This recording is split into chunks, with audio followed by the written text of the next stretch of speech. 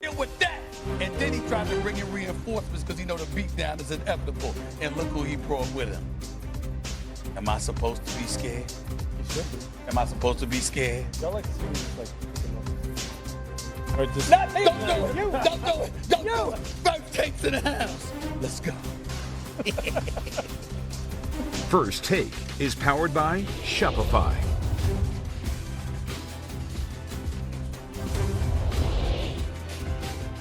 Good morning. What's going on, everyone? Welcome into First Take. As you can see, the whole crew in the building. Always a good day. Stephen A. Smith, Lewis Redick, Christopher Russo. How are we doing, gentlemen? What's going on? What's going on? You want to get this party started? All right. Jerry Jones joined Good Morning America this morning ahead of kickoff tomorrow when the Cowboys face off against the defending champs in Philly. Jerry has been in the headlines a lot lately after deciding to trade Micah Parsons to the Packers. Here's Jerry on GMA being asked why he decided to make this move now. We have two kinds of cap in the NFL. One of them is draft picks, and the other is the financial, because every team is limited to the same amount of resources to spend. And having said that, Micah enabled us to have 4, possibly as many as 6 players for the future.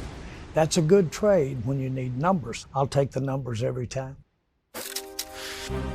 Mad Dog, do you think Jerry's getting too much criticism for the Micah trade? I don't like to support Jerry because I think he's overrated, but I'm going to disagree with my little buddies over here. The idea that somehow, some way he got fleeced. What? This is a guy, Parsons, who's had 1 sack in 4 postseason games, whose team couldn't stop anybody with games on the line. Green Bay, San Francisco. Furthermore, Clark's a good player. He's a 3-time Pro Bowler, and I love what he said when he went to Dallas over the weekend. I'm going to give this organization everything I have. Plus, you're paying a linebacker $45 million? What? You're paying a linebacker $45 million and who may not even be able to play Sunday because he's got a bad back? Paying him $45 million, and they got the 2 picks. Listen, I don't like to support Jerry. He probably should have done this in May, open it up to other teams. But the idea that somehow Jerry Jones, and remember, the Cowboys traded Herschel Walker, everybody couldn't stand that, turned out to be the foundation of them winning championships. I don't have a major problem with it. Listen, Lawrence Taylor was on a team once, and nobody's better than him. That was 3-12-1. You need the quarterback. And he is not going to throw the ball, catch touchdowns, or run for touchdowns. Dallas getting too much abuse. Well, I think you're wrong. No surprise there. The fact of the matter is that when you think about his age, that's what we have to take into consideration. He's 26 years of age. He's got his whole career ahead of him. He's considered one of the elite defensive players in the game. And what you're missing, Doggy, as usual, is that the process that took place. Now, I'm not going to get into all the stuff that I've gotten into over the last couple of weeks. What I will say is that if you were going to do this, you have to ask yourself from a business perspective, which is Jerry's lane, right? Mr. $16 billion man, which the Mr. $13 billion franchise. That same Jerry Jones. Had you made this move in March, what would have happened? The floodgates would have opened up and you would have had a bevy of additional assets. These are basically tantamount to second-round picks. These are late first-round picks at best. We all know that Green Bay is a title contender. This ain't the NBA draft where you got ping pong balls thrown to the lottery and you can end up with the number 1 pick in Cooper Flag like the Dallas Mavericks did after letting Luka Doncic walk out the door, okay? You can't do something like that in the National Football League. You have to understand what you're playing with. And for Jerry to be the extraordinary businessman that he is and not see the forest from the trees and let his pride get in the way because you were upset that this man told you, don't call me, call my agent, and you didn't want to deal with his agent. To let that get in the way of a deal is egregious enough. But then when you backtrack, if you're going to make the deal, make sure you get a boatload of assets for it.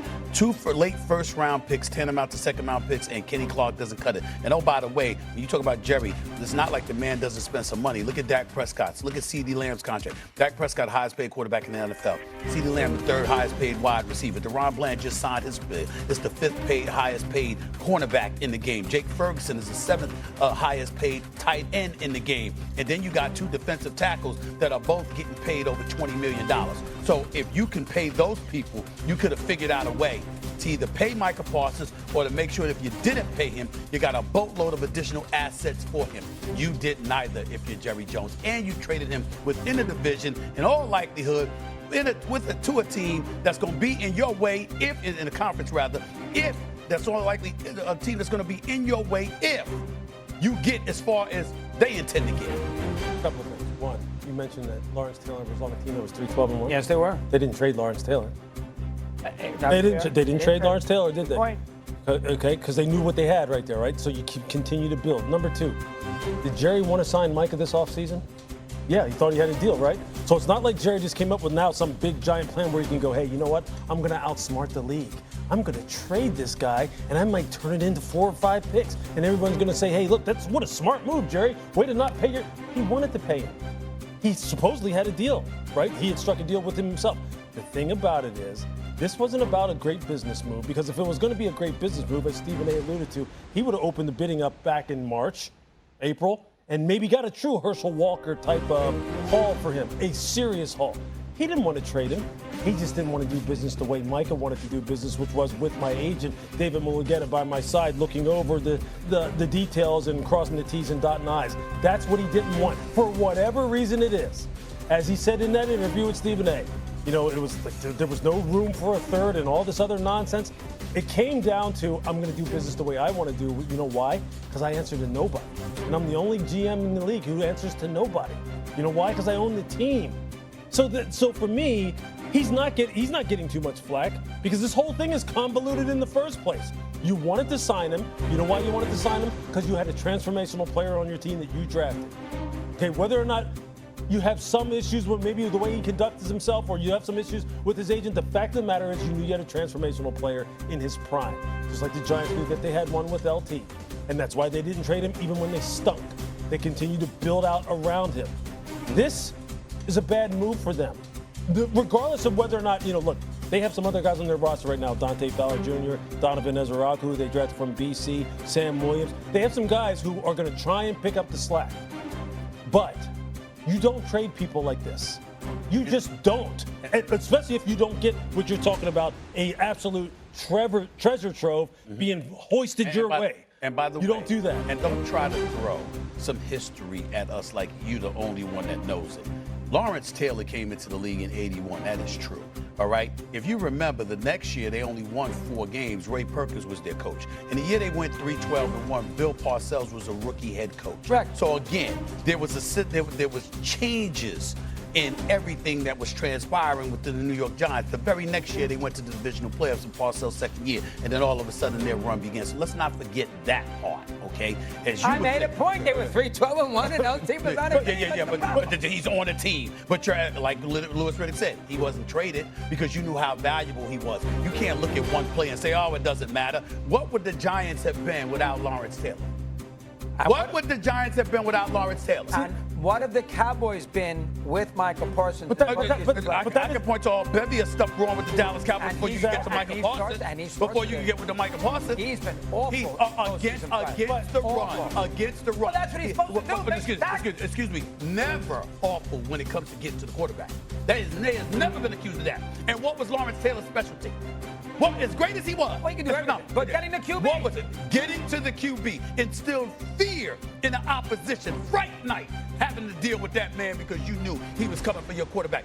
That's Micah Parsons' specialty. There is zero excuse for trading. There's zero. You pay a guy $47 million to be a linebacker, Lewis? You wouldn't have had to pay him. You wouldn't have had to pay him $37, $40. It takes up a lot of your cap space. You're right, it does. That's the price of doing Max business. Max Crosby got 35. Good players. TJ Watt got 41. Good players get paid. Miles Garrett got 40. And how have the Browns and the Raiders been paying these guys all this money? Have they been good? They just paid them this offseason. Well, they've been good football teams. Okay. Have they made the playoffs? Is it their fault? Hey, well,